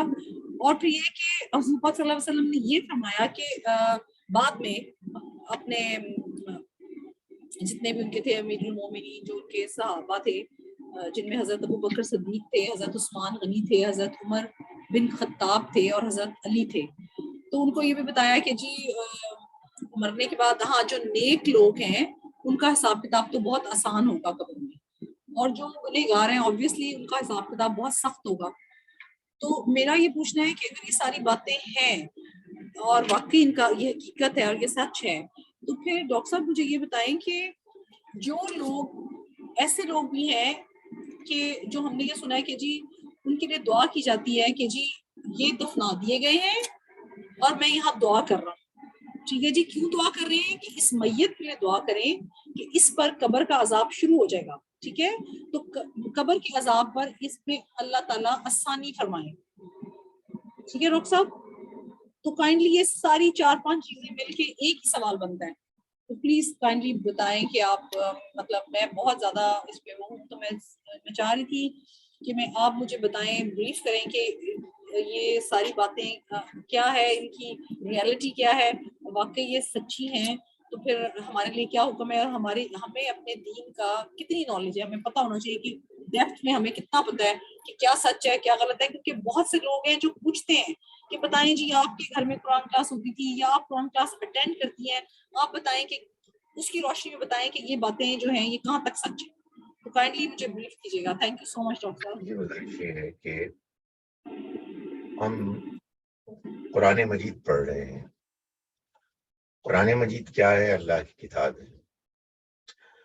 اللہ کی کتاب کیا ہے؟ وہ اللہ کا پیغام کہ جو نبی اکرم صلی اللہ علیہ وسلم کے قلب مبارک پر جبرائیل علیہ السلام اللہ کی طرف سے لے کے آئے, اور پھر وہ کلام محفوظ ہو گیا. کیسے محفوظ ہوا؟ نبی صلی اللہ علیہ وسلم کو قرآن یاد تھا, صحابہ کرام میں سے بھی بہت سے قرآن یاد ہو گیا, اگلی نسلوں میں بھی قرآن یاد ہو گیا. یہ پورے کا پورا قرآن ایک نئی ترتیب کے ساتھ اس امت میں ایسے جاری و ساری ہو گیا کہ اس میں کوئی اختلاف ہی نہیں. یہ ہے اصل دین. باقی جو آپ نے باتیں اتنی تفصیل سے بیان کی ہیں, میں نہیں جانتا کہ کہاں لکھی ہوئی ہیں. یعنی آپ نے کہیں سے اس کو پڑھا ہے, اور ظاہر ہے کہ اس کے بارے میں سوال پیدا ہوتا ہے کہ یہ کون سی کتاب ہے قرآن کے علاوہ جس میں یہ چیزیں لکھی ہیں. تو ظاہر ہے کہ اس کا جواب آپ یہ دیں گی کہ کوئی حدیث کی کتاب ہے, کہیں بخاری میں ہے, مسلم میں ہے. اور ظاہر ہے آپ نے تو جہاں سے پڑھا ہے یہ سب کچھ وہ نہ جانے اور کہاں کہاں سے لوگوں نے لیا ہے. یہ کتابیں جتنی بھی ہیں, یہ کتابیں قرآن مجید کے نزول کے اور مکمل ہونے کے کوئی 2 صدیوں بعد مسلمانوں میں مشہور ہوئی. یعنی باتیں تو پہلے بھی موجود تھیں لیکن ان کی شہرت بعد میں ہوئی. ان میں سے کون سی بات کتنی صحیح ہے کتنی نہیں ہے اللہ ہی بہتر جانتا ہے. ہمیں قرآن کی روشنی میں دیکھنا ہے. آپ مجھے اس سوال کا جواب دیں کہ اللہ تعالیٰ اس واقعے کو بیان کر رہا ہے, یعنی جس کو ہم معراج کا واقعہ کہتے ہیں, جس کو قرآن مجید نے سورہ بنی اسرائیل کی آیت نمبر 1 میں بیان کیا ہے, یا اس کے بارے میں ایک تبصرہ فرمایا آیت نمبر 60 میں. اگر یہ ساری باتیں جو آپ بیان فرما رہی ہیں ان کی اہمیت ہوتی تو کیا یہ قرآن مجید میں اسی تفصیل کے ساتھ بیان نہ ہو جاتی؟ میں یہ نہیں کہہ رہا کہ یہ باتیں غلط ہیں، لیکن میں آپ کو یہ بتا رہا ہوں کہ ان باتوں کا کیا مقام ہے، ان کی کیا حیثیت ہے. ان سب کو قرآن کی روشنی میں دیکھنا چاہیے. جب ہم قرآن مجید کی روشنی میں دیکھتے ہیں تو ایک بات بالکل واضح ہو جاتی ہے کہ یہ ایک روحانی واقعہ تھا. جنت جہنم ابھی وجود میں ہی نہیں آئے، تو جب وجود میں نہیں آئے تو ظاہر ہے ان کے بارے میں اللہ تعالیٰ نے جس طرح دکھانا پسند فرمایا دکھا دیا. اچھا یہ بات نہیں ہے کہ نبی صلی اللہ علیہ وسلم کو یہ مشاہدہ ایک ہی مرتبہ ہوا ہے، یہ تو اور بھی مرتبہ ہوا ہے. اللہ تعالیٰ کوئی خاص اس رات کے لیے تو دکھانے کے پابند نہیں تھے. تو یہ باتیں جتنی بھی ہیں یہ اس لیے حضور کو دکھائی جاتی تھیں تاکہ لوگوں کو یہ بتایا جائے کہ جو پیغام تمہیں بتایا جا رہا ہے یہ اللہ کا پیغام ہے، یہ ایک حقیقت ہے، اس کے لیے تیاری کرو. مگر اس میں جو اہم ترین ٹیکسٹ ڈاکومنٹ ہے وہ قرآن ہے جس کی روشنی میں ہمیں دیکھنا چاہیے. مشکل یہ ہے کہ قرآن کے مقابلے میں یہ ساری سٹوریز لوگوں کو اتنی فیسنیٹنگ لگتی ہیں کہ معلوم ہوتا ہے کہ قرآن مجید تو بس ایک ثواب کی کتاب ہے، اصل ہمیں رہنمائی وہاں سے لینی. باقی یہ بات کہ پہلے آسمان پہ گئے دوسرے پہ گئے، گزارش یہ ہے کہ اگر حدیث صحیح ہے یعنی اس کی حضور سے نسبت ٹھیک ہے تو ایسا ہی ہوا ہوگا، لیکن قرآن کی روشنی میں ہم دیکھیں گے کہ یہ ہونا کوئی فزیکل نہیں تھا بلکہ جیسے رویا میں ایک آپ کہیے روحانی تجربے میں ہوتا ہے ویسے ہی ہوا ہے. اور رہی یہ بات کہ ہم قبر میں اگر کوئی جا رہا ہے تو اس کے لیے دعا کریں اور عالم برزخ میں کسی کے ساتھ یہ معاملہ ہوگا کسی کے ساتھ وہ ہوگا، تو یہ بات میں بار بار گزارش کر چکا ہوں پھر قرآن کی روشنی میں کہ جو لوگ اللہ کے رسولوں کے سامنے ہوتے ہیں ان کی زمانے میں، ان میں جو کامیاب ہوتے ہیں ان کے ساتھی، ان کو اسی دنیا سے موت کے بعد سے کامیابی شروع ہو جاتی ہے. قرآن کہتا ہے کہ وہ اللہ کے پاس رزق پا رہے ہیں مگر تمہیں اس کا احساس نہیں ہے. اور اسی طرح سے جو رسولوں کے انکار کرنے والے ہوتے ہیں جیسے فرعون ہیں اور ان کے ساتھی ہیں، وہ موت کے فوراً بعد قرآن بتاتا ہے کہ جہنم میں اپنا ٹھکانہ صبح و شام دیکھتے ہیں اور جہنم میں ان کو ڈال دیا جائے گا قیامت کے بعد. تو یہ معاملہ ہے ان کا. باقی لوگوں کے بارے میں زیادہ امکان یہی ہے کہ یہ موت کے بعد قیامت سے پہلے تک سوئے ہوئے ہوں گے، نیند کی کیفیت میں ہوں گے، اور قیامت کے بعد پھر معلوم ہوگا جیسا کہ قرآن نے کہا کہ ما قدمت و اخرت، کیا آگے بھیجا کیا پیچھے چھوڑا. رہی یہ بات کہ کوئی دنیا سے جاتا ہے تو ہم اس کے لیے دعا کریں گے. دعا کرنے کا مقصد یہ ہوتا ہے کہ ہم اپنے جذبات کا اظہار کریں اور اللہ تعالیٰ کے ہاں اس کا نتیجہ یہ نکلے گا کہ اگر کسی کے اعمال میں اس کی گنجائش ہوگی کہ کسی دعا کے نتیجے میں اس کے ہاں جو کمی بیشی رہ گئی ہے وہ کچھ پوری ہو جائے تو اللہ تعالیٰ اپنی حکمت، اپنے علم اور اپنے انصاف کے مطابق فیصلہ کرتی. جی ہمارا نیکسٹ کویشچن ہے شبنم صاحبہ کا. پلیز آپ اپنا مائک انمیوٹ کر کے سوال کر لیجیے. جی السلام علیکم سر.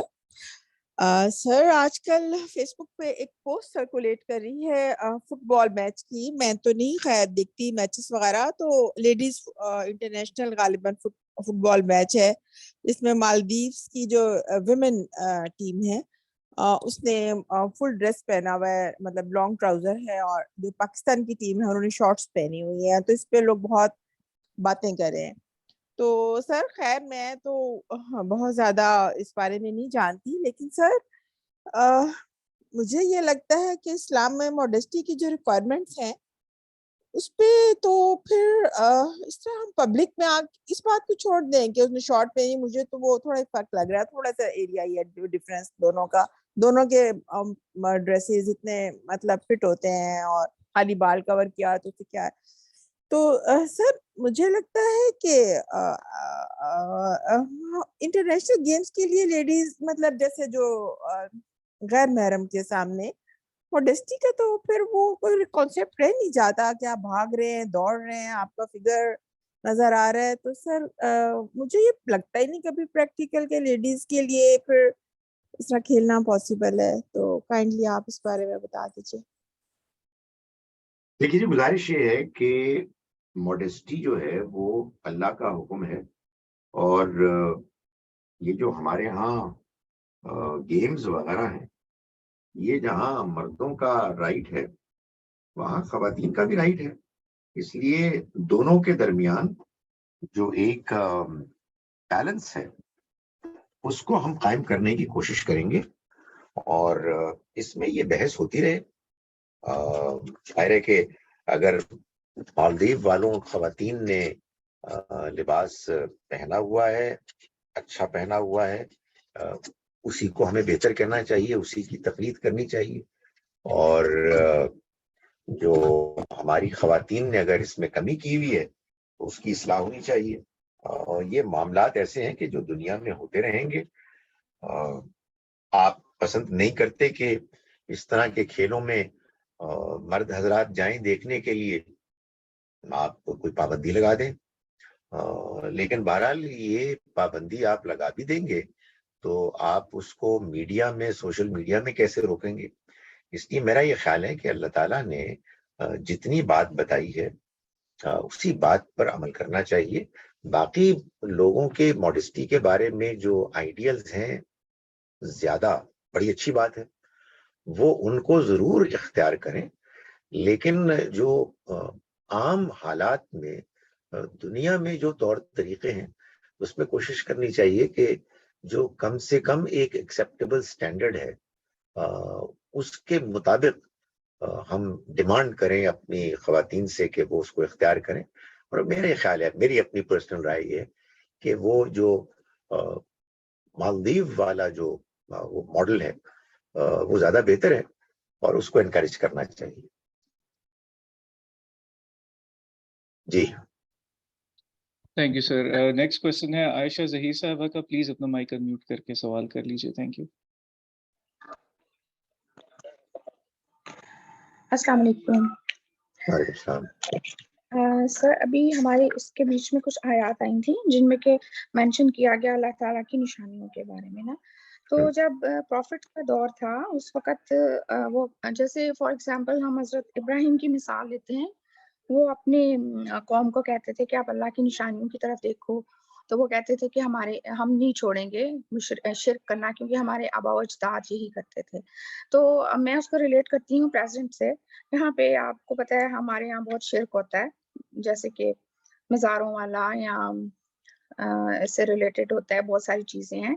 तो इनके सामने तो अल्लाह की निशानियाँ हैं, इनको तो हम ये नहीं बताएँगे कि तुम अल्लाह की निशानियों की तरफ देखो। उनको तो पता है, उनको तो सब मतलब वेल अवेयर हैं, उनको तो हम इस तरफ उनको नहीं अटेंटिव करेंगे। तो उनको फिर किस तरह अगर कोई प्रीच करना चाहे तो कैसे करे? पोलाइटली व्हाटएवर वो तो नहीं ये समझते, वो यही कहते हैं लिटरली वो जैसे कि निशानियां दो तरह की, एक वो कि जो जाहिर में है, चाहे जिसको कहते हैं ना आफाक, उनमें, चाहे अनफुस हमारे अंदर, उनकी तरफ हम तवज्जो दिलाएंगे। इनको भी आयात कहते हैं। और अल्लाह के पैगाम को अल्लाह ताला ने जिस तरह डिजाइन किया है उसमें भी जो आप जानते हैं कि सबसे छोटा यूनिट है वो भी आयत ही है। जब आपके पास अल्लाह का कलाम है तो फिर जाहिर है कि सबसे बेहतर उन लोगों के लिए, खास तौर पर के जो अल्लाह के पैगाम को मानते हैं और इसके बावजूद कोताही कर रहे हैं, तो उनके सामने तो अल्लाह का पैगाम ही पेश किया जाएगा ना, और तवज्जो दिलाई जाएगी उनको कि जो कोताही कर रहे हैं कि देखो अल्लाह का कलाम तो हमसे इसका तकाजा कर रहा है कि हम एक अल्लाह को माने, उसी को पुकारे और उसी के आगे झुकें, किसी और के आगे ना झुकें। तो अल्लाह के पैगाम को पढ़कर सुनाना चाहिए तमाम उन लोगों को कि जो उसको मानने वाले हैं। जी सर, हमारा नेक्स्ट क्वेश्चन हैंड रेज तो राना अमरीन खिजर साहिबा ने किया था, मगर चैट में भी एक क्वेश्चन आया है। क्योंकि आप एक दफ़ा सवाल पहले ले चुकी हैं तो मैं रियाज अहमद साहब को पहले एक मौका दे देता हूं, उसके बाद आप इंशाल्लाह अपना सवाल कर लीजिएगा। रियाज अहमद साहब अपना माइक अनम्यूट कीजिए और अपना सवाल कर लें। Thank you.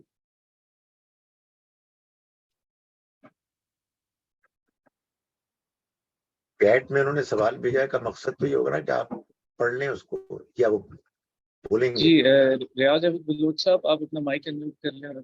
جی جی جی السلام علیکم. وعلیکم السلام. جی گزارش ہے کہ جیسا کہ معراج کے واقعے کو آپ نے بیان کیا ہے کہ یہ ایک رویا یا روحانی قسم کا واقعہ تھا. اتنی بڑے واقعے کو جب کہ ہم رویا قرار دیں گے تو پھر تو ہم سمجھتے ہیں کہ رویا میں تو یہ معمول ہے, کوئی بھی رویا میں آسمان تک جا سکتا ہے. دوسری بات جو درس میں اپنے قرآن مجید میں ہے کہ من بعد نوح کے بعد ہم نے بہت سارے قوموں کو عذاب کیا. کیا نوح علیہ السلام سے پہلے جو قومیں گزرے تھے عذاب نوح علیہ السلام کے بعد شروع ہوا یا پہلے قوموں پر بھی عذاب ہوا ہے؟ قرآن میں 12 نوح کے بعد قوموں کے عذاب کا تذکرہ آ رہا ہے. جی دیکھیں, پہلی بات کا چونکہ آپ پچھلے درس میں نہیں تھے, میں نے تب بھی بیان کرنے کی کوشش کی تھی یہ بات کہ ہمارے ہاں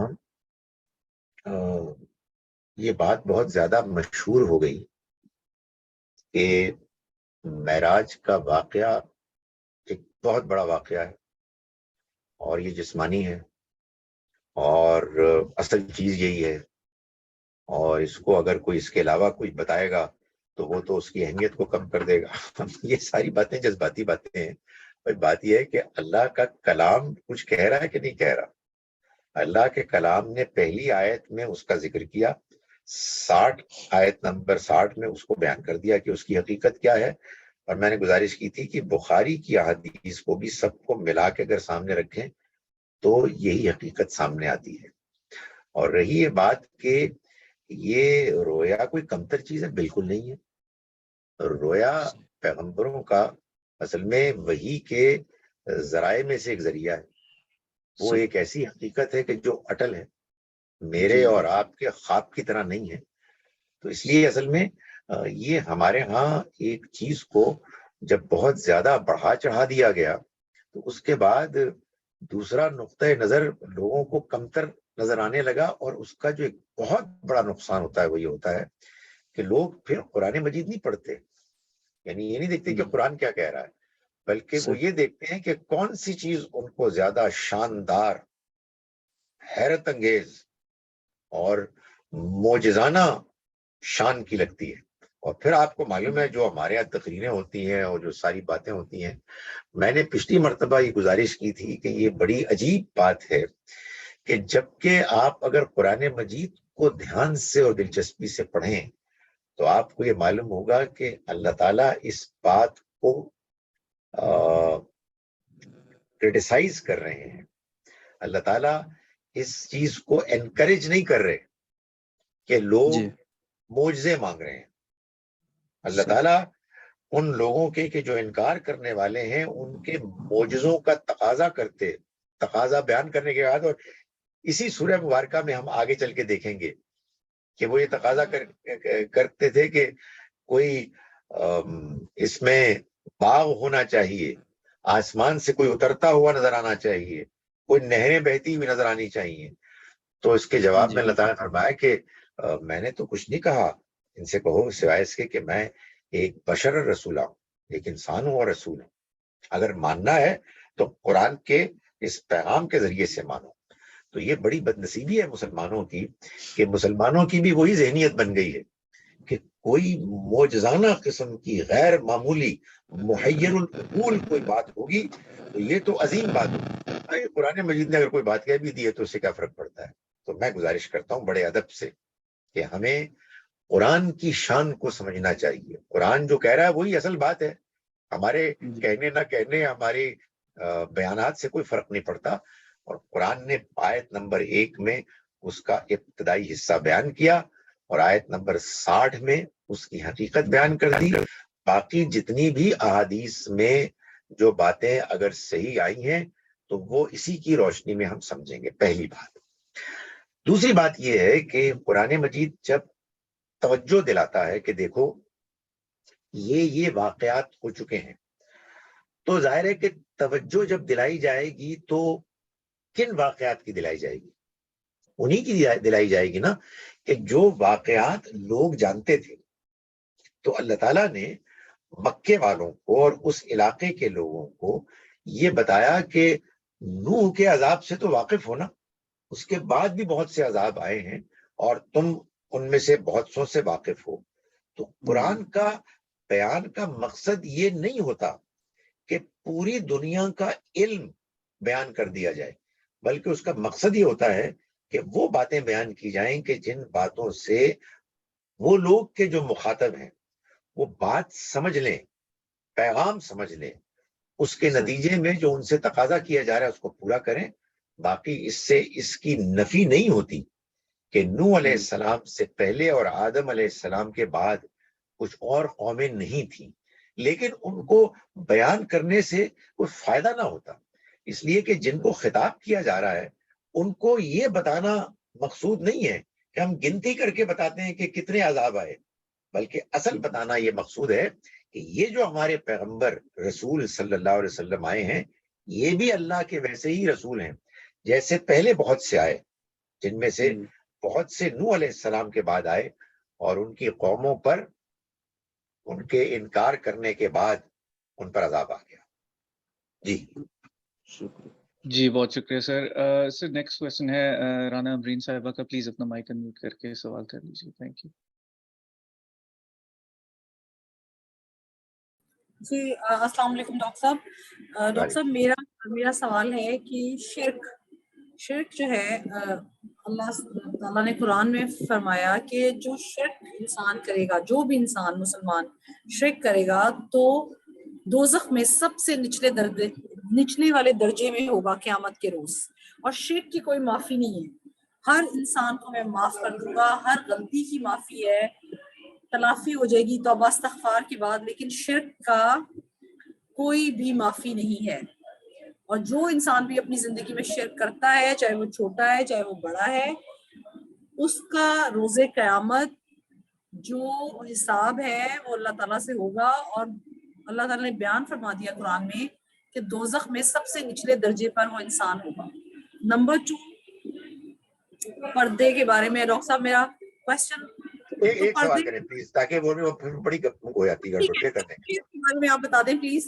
اور دوسرا میں نے یہ پوچھنا تھا کہ یہ جو شرک جو اللہ تعالیٰ نے جو حکم دیا ہے وہ سمجھ میں آ جاتا ہے، لوگ جو ہیں ہم جیسے لوگ انسان جن میں اپنے دین کو نہیں پورے طریقے سے سمجھتے، بہت زیادہ شرک کرتے ہیں، چھوٹی چھوٹی باتوں میں بھی ہم لوگ شرک کرتے ہیں، بڑی باتیں تو بہت دور کی چیزیں نا، چھوٹی چھوٹی گھر کی روزمرہ روٹین کی چیزوں میں ہم شرک کرتے ہیں۔ سب سے پہلے تو بار بار حضور پاک اللہ تعالیٰ نے قرآن میں فرمایا کہ کسی کے وسیلے سے مت مانگو میرے سے، میں تمہاری شارت سے زیادہ قریب ہوں، تم مجھ سے ڈائریکٹ مانگو، کوئی وسیلہ مت مانگو، ٹھیک ہے جی۔ لیکن ہم ہمیشہ وسیلے سے مانگتے ہیں اور کہتے ہیں کہ حضرت محمد کے صدقے ہمیں یہ دے دے، حضرت محمد کے صدقے یہ دے دے، حضرت فاطمہ کے صدقے دے دے۔ لوگ تو اس سے بھی آگے جاتے ہیں۔ چلیں وہ بات ہو گئی، اس کے بعد شرک کرتے ہیں بہت معمولی چیزوں میں کہ اللہ تعالیٰ نے کہا کہ شرک نہیں مجھے پسند اور شرک تم نہیں کرو گے، اس کے باوجود لوگ شرک کرتے ہیں، اور اتنا زیادہ شرک میں ہیں، اتنے زیادہ ہیں کہ میرے گھر میں نیاز آتی ہے، محرم میں بھی آتی ہے، خاص طور پہ محرم کی نیازیں جو ابھی ریسنٹلی محرم ختم ہوا ہے، تو اس کے اوپر وہ حضرت علی کے نام کی نیاز دیتے ہیں، ٹھیک ہے ڈاکٹر صاحب۔ اور میرے محلے میں ایسے لوگ ہیں کہ جو شیعہ ہیں اور بہت کٹر شیعہ ہیں، تو وہ دیتے ہیں حضرت علی کے نام کی۔ جب وہ نیاز میرے گھر میں آتی ہے میں بہت اچھے طریقے سے ریسیو کرتی ہوں، لے کے رکھ دیتی ہوں، لیکن میرے گھر میں سے کوئی بھی بندہ وہ نہیں کھاتا۔ آپ کے ساتھ ہمارا جو بھی جتنا بھی ہم نے سیکھا، ہم نے یہی سیکھا ہے کہ اگر ایسا مسئلہ ہے تو آپ مت کھائیں، جس پر اللہ کا نام نہیں پڑا گیا وہ آپ مت کھائیں۔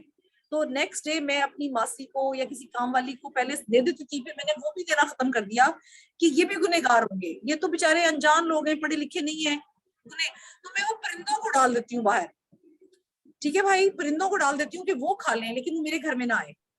تو کائنڈلی مجھے بتائیں کہ شرک تھوڑی سی وضاحت کر دیں پلیز۔ ہے کہ یہ بات تو بالکل واضح ہے کہ شرک سب سے بڑا گناہ ہے۔ یہ جو آپ نے بیان کیا نا کہ جہنم کے نچلے ترین طبقے وہ حصے میں ہوگا، یہ قرآن میں نہیں بیان ہوا، یہ تو منافقوں کے بارے میں کہا گیا ہے کہ ان المنافقین لفی الدرک الاسفل من النار۔ لیکن بہرحال شرک کے بارے میں اللہ تعالیٰ نے سورہ نساء کی 2 آیات میں یہ بات بیان فرمائی کہ ان اللہ لا یغفر ان یشرک بہ، اللہ نہیں معاف کرے گا اس بات کو کہ اس کے ساتھ کسی اور کو شریک ٹھہرایا جائے، وَيَغْفِرُ مَا دُونَ ذَلِكَ لِمَن يَشَاءُ، اور وہ معاف کر سکتا ہے اس سے کم تر جس کے بارے میں وہ چاہے. جس کا مطلب یہ ہے کہ جو اس کے ہاں معاف کرنے کی شرائط ہیں ان کے بارے میں وہ معاف کرنے کا ضرور فیصلہ کر سکتا ہے اگر وہ شرائط پوری ہو جائیں. شرک کے بارے میں اللہ تعالیٰ نے یہ بتایا ہے ہم کو کہ ہم اس دنیا میں توحید کا ایک احساس شعور لے کے آئے ہیں. اس وجہ سے انسان کے پاس شرک کرنے کے لیے کوئی ایکسکیوز بہانہ کوئی وجہ نہیں ہے. یہ ٹھیک ہے کہ بعض لوگ کیا بہت سے لوگ ایسے معاشروں میں پیدا ہوتے ہیں جہاں ماں باپ شرک کر رہے ہوتے ہیں، لیکن انسان جب شعور کی عمر کو پہنچتا ہے تو اس کی فطرت کھٹکتی ہے، اس کو ایک موقع پر اس کا احساس ہوتا ہے کہ یہ جو کچھ ہو رہا ہے یہ ٹھیک نہیں ہے. اب ہم کسی کے بارے میں کچھ نہیں کہہ سکتے سوائے اس کے کہ جو ظاہر میں ہو رہا ہے ہم اس پر ضرور پوائنٹ آؤٹ کریں گے کہ بھائی یہ ایسے نہیں ہونا چاہیے، جو طریقہ اختیار کیا جا رہا ہے یہ مشرکانہ طریقہ ہے، اور تلقین کرتے رہیں گے. لوگ بدقسمتی سے شرک کی طرف اس لیے مائل ہوتے ہیں کہ شرک میں ان کو کچھ آسانیاں، کچھ شارٹ کٹس ملتے ہیں، اور ایک حماقت بھی ہوتی ہے کہ اگرچہ کہ سب کچھ اللہ کرتا ہے لیکن بعض اوقات ان کو اتفاق سے جب یہ محسوس ہوتا ہے کہ وہ کہیں کسی درگاہ پر گئے، وہاں انہوں نے مانگا اور بچہ پیدا ہو گیا، اور وہ کہتے ہیں کہ یہ تو ہمیں ان کی طرف سے ہوا ہے. تو اس طرح کی حماقتیں لوگ کرتے ہیں جس پہ کہ ظاہر ہے کہ ان کو سمجھانا چاہیے اور ٹوکنا چاہیے. اور اس میں کوئی شبہ نہیں ہے کہ جب ہم صرف اللہ کی توحید کو سامنے رکھ کر زندگی گزاریں گے تو صرف اسی کے لیے عبادت کریں گے، اسی کے آگے جھکیں گے، اسی کے آگے سجدہ کریں گے، اور کھانے پینے کے معاملات میں بھی کسی اور کا نام نہیں لیں گے، اس لیے کہ یہ رزق سارا اللہ کا دیا ہوا ہے. اللہ کے رزق کے علاوہ کسی اور کا نام ہم نہیں لیں گے. کوئی کہنے کو یہ کہہ سکتا ہے جی کہ نہیں اس کا مقصد یہ نہیں ہوتا. مقصد کی کوئی وجہ نہیں ہے، کوئی بات کرنے کی کوئی گنجائش نہیں ہے. اللہ کا دین، اللہ کی شریعت بالکل سادہ اور واضح ہے. اس میں کھانے پینے کے معاملات میں کہیں کسی اور کا نام لینے کے لیے ہمیں نہیں بتایا گیا. اگر کسی کا نام لینے کا کوئی امکان ہوتا تو نبی اکرم صلی اللہ علیہ وسلم کا نام لیا جاتا، لیکن ہمیں ہرگز ایسا نہیں سکھایا گیا. اس لیے بہرحال جو کھانا کسی غیر اللہ کے نام پہ آتا ہے اس میں کوئی شبہ نہیں ہے کہ ہمیں اسے اوائڈ کرنا چاہیے. باقی یہ جو باتیں ہیں کہ ان کے صدقے، ان کے طفیل، یہ ہر چیز کو شرک بھی نہیں کہنا چاہیے. یہ بھی ایک اور ایکسٹریم بات بن جاتی ہے. لوگوں کو ایسے سمجھانا چاہیے کہ بھائی ایسے جملے کیوں بولتے ہو کہ جن جملوں کی کوئی اوتھینٹسٹی نہیں ہے، جن کی کوئی بنیادی نہیں ہے. ہم کو کیا اللہ کے پیغمبر صلی اللہ علیہ وسلم سے ملا ہوا دین کافی نہیں لگتا؟ اس میں جو باتیں بیان ہوئی ہیں بس وہ بہت کافی ہیں، اور اسی کے مطابق ہمیں اپنے معاملات کرنے چاہیے. نبی صلی اللہ علیہ وسلم نے اپنے بارے میں سوائے اس کے ہمیں کچھ نہیں سکھایا کہ ہم ان کے لیے دعا کریں، جس دعا کو درود ابراہیم کہا جاتا ہے. جی جناب. جی یہ ہمارا نیکسٹ کویسچن پروبیبلی ہمارا لاسٹ کویسچن ہو، کیونکہ 5 منٹ ہی رہ گئے ہیں، مزید 7 منٹ تقریباً. ہاں اس میں ایک گزارش ہے کہ جو باقی کویسچنز ہیں وہ پھر اگلی مرتبہ ہو جائیں گے انشاءاللہ. جی سر انشاءاللہ. شبنم صاحبہ پلیز آپ اپنا مائک انمیوٹ کر لیجیے اور سوال کر لیجیے. جی تھینک یو سر. میں اپنا سر کویسچن ٹرائی کرتی ہوں بہت بریف کر لوں. سر آپ اکثر توجہ دلاتے ہیں حکمرانوں کے جو کچھ شرکیہ رویے ہیں.